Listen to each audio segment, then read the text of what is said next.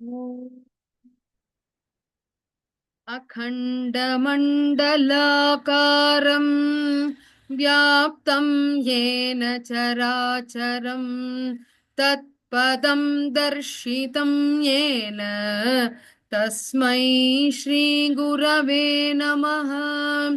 अज्ञानतिमिरान्धस्य ज्ञानाञ्जनशलाकया चक्षुरुन्मीलितं येन तस्मै श्रीगुरवे नमः।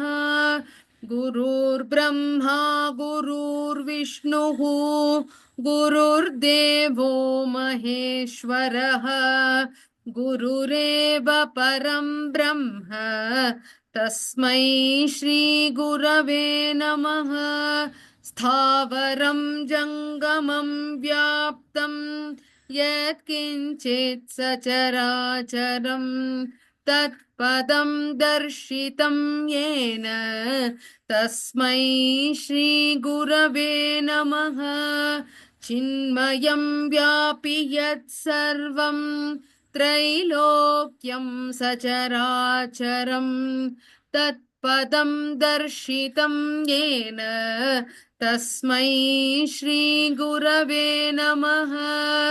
सर्वश्रुतिशिरोरत्न विराजितपदाम्बुजः वेदान्ताम्बुजसूर्यो यः तस्मै श्रीगुरवे नमः।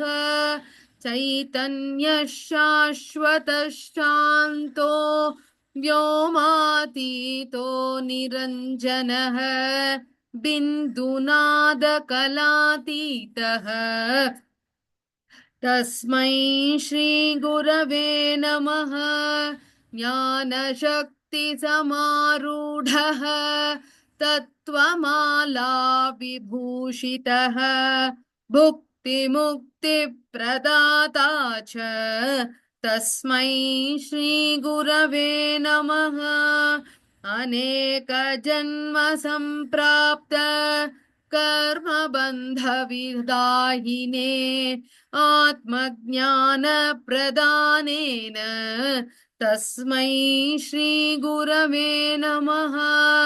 शोषणं भवसिन्धोश्च ज्ञापनं सारसम्पदः गुरोत्पादोदकं सम्यक् तस्मै श्रीगुरवे नमः। न गुरोरधिकं तत्त्वं न गुरोरधिकं तपः तत्त्वज्ञानात् परं नास्ति तस्मै श्रीगुरवे नमः।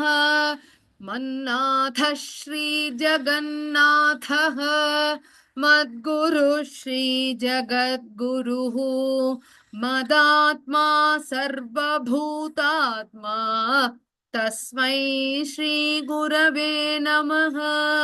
गुरुरादिरनादिश्च गुरुः परमदैवतम् गुरोः परतरं नास्ति तस्मै श्रीगुरवे नमः।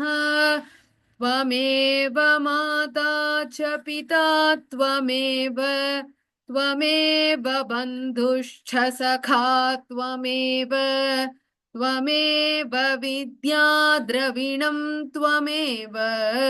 त्वमेव सर्वं मम देवदेव त्वमेव सर्वं मम देवदेव इति श्रीगुरुवन्दनं समाप्तम्।